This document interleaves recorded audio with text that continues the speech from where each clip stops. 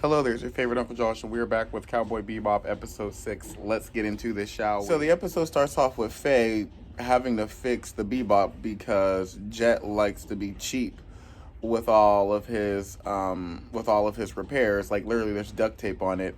Sort of like like how everybody hates Terry Cruz's character. That's pretty much how he is to the Bebop. Keep in mind, he has to travel through space. So y'all, Faye got a new gun, which is a total scam, as everybody says. But then the mechanic, who is a female, is flirting with her, and she's flirting back. Let's see where this goes, shall we? So as we start, world developing is actually very important within any story that you tell. It's mostly important because it actually is like the setting, and it could also be the plot of what all happens in your story. Now, depending on what genre you're doing, you want to make sure that your world building is that makes sense to the genre. For example, in Cowboy Bebop, they do have a lot of old school, like 1950s, 1960s elements to their story. However, it is science fiction. So, this stuff that you see with the old school cars, old school way of dressing, even the record player, all could happen.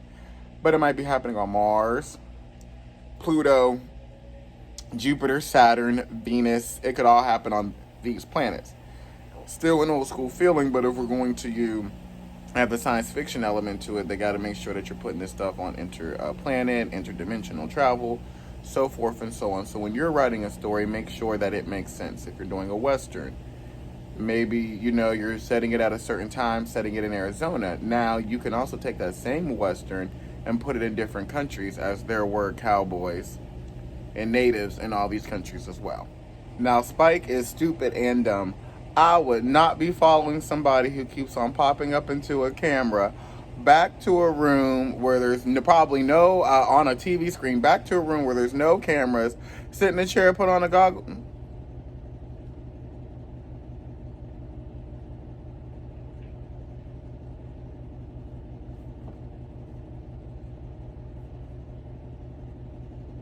My blackness won't permit me to do that.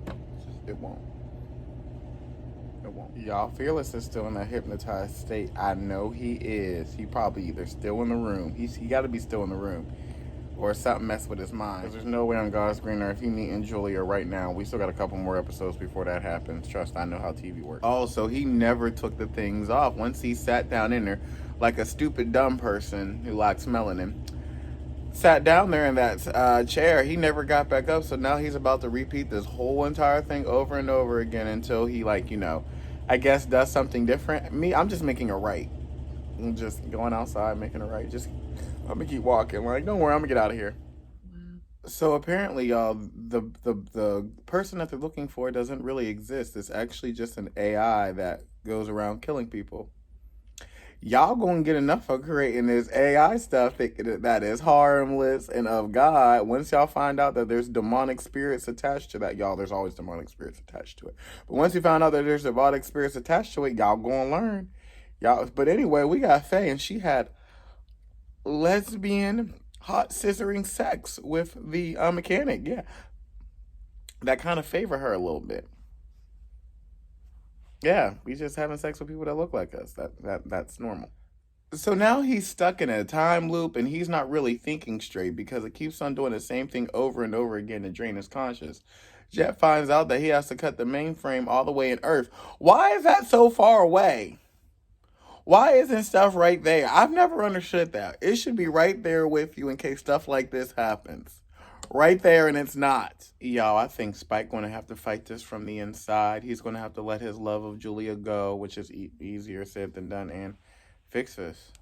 So I guess her gun wasn't a scam because it actually worked in saving Spike's life. Hey.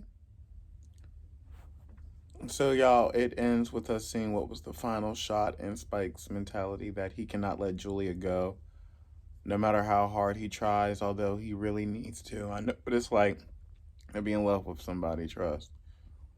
And especially when they don't want to love you back. Yeah, it sucks. It sucks to love somebody that does not want to love you back. Yeah, like, comment, subscribe, share. Come back, because I ain't about to get up in my business.